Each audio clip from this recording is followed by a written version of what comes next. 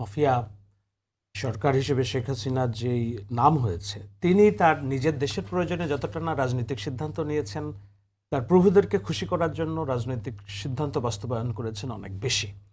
এই যতগুলো রাজনৈতিক নেতাকে হত্যাকাণ্ড দেওয়া হয়েছে, আমি যুদ্ধাপরাধের বিচারের প্রশ্নের বাইরে যেও যদি বলি, লুৎফুজ্জামান বাবর, আব্দুল সালাম পিন্টু কিংবা অন্যান্য না, এমনকি 21শে আগস্টের গ্রেনেড হামলায় তো তারেক রহমানের নাম ছিল না।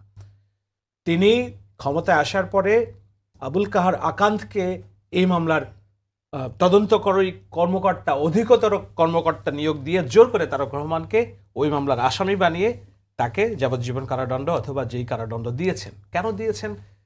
কারণ তিনি বাংলাদেশের মানুষের প্রেসক্রিপশনে চলতেন না, তিনি চলতেন প্রভু ভক্ত প্রেসক্রিপশনে। সেই প্রভুর প্রেসক্রিপশনে তারেক রহমানকে তো এর আগেই পঙ্গু করার চেষ্টা করা হয়েছে এবং তাকে কোনোভাবেই যেন বাংলার মাটিতে না ফিরে আসে, সেজন্য তাকে এইসব খতরনাক সব মামলায় সর্বোচ্চ সাজা দেওয়ার ব্যবস্থা।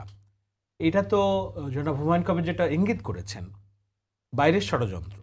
আমরা তো এগুলো বুঝতে পারি বাইরের ষড়যন্ত্র কারা, যে এখানে বাংলাদেশে একটা অভ্যুত্থান হয়েছে, সেই অভ্যুত্থানের অব্যাহতি পরেই গত 17 বছর রাজপথে লড়াই করা শেখ হাসিনার একমাত্র শত্রু এবং প্রতিদ্বন্দ্বী হিসেবে বিএনপি যে রাজনৈতিক দলের নেতৃত্ব দেওয়া এবং বিএনপি ধ্বংস হয়ে যাবে সেই জায়গা থেকে এরকম একটা লিডিং পজিশনে নিয়ে আসার পুরো কাজটা করেছেন তারেক রহমান।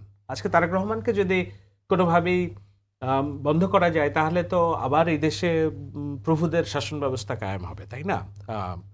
তো সেটা একটা বিষয় আছে। এর বাইরে তারেক রহমান সম্ভবত এমন একজন ব্যক্তি বাংলাদেশের রাজনৈতিক ইতিহাসে, তাকে নিয়ে যত নেতিবাচক কথা হয়েছে, রাজনীতি হয়েছে, এই বাংলাদেশে আমি দেখি না অন্তত আর কাউকে নিয়ে এরকম নেতিবাচক প্রচারণা হয়েছে।